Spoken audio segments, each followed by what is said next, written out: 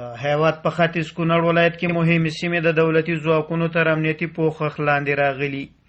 په داسې حال کې چې نړۍ او په تیره بیا افغانستان هغه هیواد دی چې د کرونا ناروغۍ سره د مبارزې ترڅنګ د وسلوالو مخالفینو د بریدونو شاهد دی.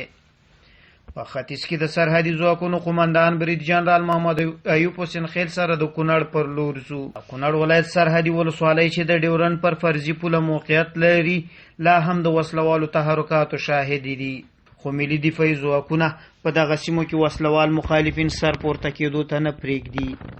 د کونړ د انګام ایوب بانډه هغه سیمه وه چې د کلونو راهیسې ترې د انګام ولسوالۍ زیاتې سیمې نام نه وې، خو جنرال محمد ایوب حسین خیل وایي ګډو امنیتي ځواکونو دغه سیمه تر بشپړ کنټرول وروسته د نوو پوستو په جوړولو سره دایمي امن کړه. بسم الله الرحمن الرحیم. تاسو ته بهتره معلومه ده چې د سرحدي ځواکونو د لومړي نمبر لوا د دریم سرحدي کنډک دلته میشت ده. دا اوس مهال موږ د دوبندو په ساحه کې د انګام ولسوالۍ اړوند یو تقریبا د سرحدي نقطه ده.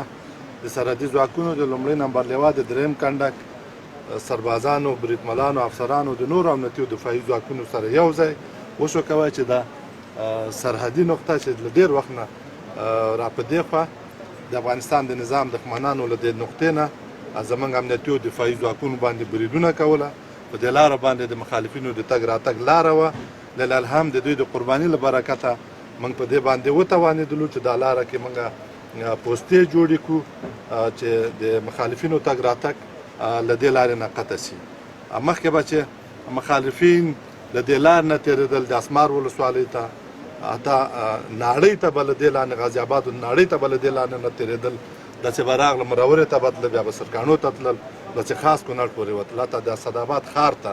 للالهم زموږ د سربازانو، بریدملانو، د افسرانو د قربانۍ په برکت د دریم سرحدي کنډک منصوبین په دې باندې وتوانېدل چې دا نقطه ونیسي او دلته ډېر قوي پوسته، تحکیمات، خندق ارتباط، بلنداژونه جوړ کړي. له دې نه وروسته به د افغانستان د نظام دښمنان له دې نقطې نه تېرېدلی ونه شي او زموږ د ولسونو ارامه ژوند به نارامه نه کړي. په دانګام ولسوالۍ کې ژوند عادي او وسلوال مخالفین د سیمې پره شوي. د دانګام ولسوال محمد رحمان دانش چې د عملیاتو په سیمه کې مو ترې پوښتلي راته داسې وایي. بسم الله الرحمن الرحیم. ستاسو ټول نه مننه چې د انګام ولسوالۍ ته راغلی او زموږ اواز خپل هېوادوال ته انعکاس کوئ.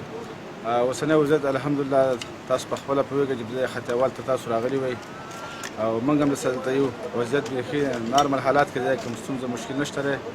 دغه څو ورځې موږ هلته د ایوب بانډې په نامه باندې پوسته ایجادوله چې سرحدي ډیورنډ په ارضي کرښې سره نږدې ده او دلته طالبانو د وطن دښمنانو غوښتل چې د امنیتي ځواکونو مخه ونیسي، پرمختګ یې ودروي، خو الحمدلله زموږ امنیتي ځواکونه په لوړ مورال سره په قوي همغږۍ سره دښمن د غاښ ماتونکي ځواب ورکړو چې هغوی ته درانه تلفات هم واوښتي دي او ساحه موږ کنټرول کې اوس راوستې ده، کومه ستونزه نشته دی او بالحال الحمدلله اوس حالات ډېر ښه دي. په ختیځ کې د سرحدي ځواکونو قومندان برید جنرال محمد ایوب حسین خیل وایي چې په کونړ ولایت کې میشت د سرحدي ځواکونو قطعات پیاوړي شوي، خو یوازینۍ ستونزه چې جهاني ده د کرونا پر وړاندې زموږ رسالت دی چې هم د خپلو سرتېرو پام ور زیات او هم د سرحدي ولسونو پوهاوي ترڅنګ په دې برخه کې د مرکزي دولت پالیسي پلي کړو. نوموړی وایي په دې برخه کې د مبارزې موخه د هیوادوالو ژغورل دي. جنرال حسین خیل د کرونا وایرس ضد د مرسته شوو توکو له امله د ننګرهار قومي مشر او جهادي شخصیت حاجي ګل کریم او کورنۍ مننه وکړه. یاده مرسته د قومي مشر او جهادي شخصیت حاجي ګل کریم زوی ډاکټر فضل کریم په لاس ترسره شوه چې پکې د کرونا وایرس پر وړاندې د سرتېرو حفاظتي ماسکونه، دستکشې، د میکروب ضد مایع، صابون، شامپو او نور اړین توکي شامل وو. د لومړی سرحدي لیوا قومندان ویل یاد توکي به د ننګرهار، کونړ او نورستان ولایتونو سرحدي قطعاتو ته استوي.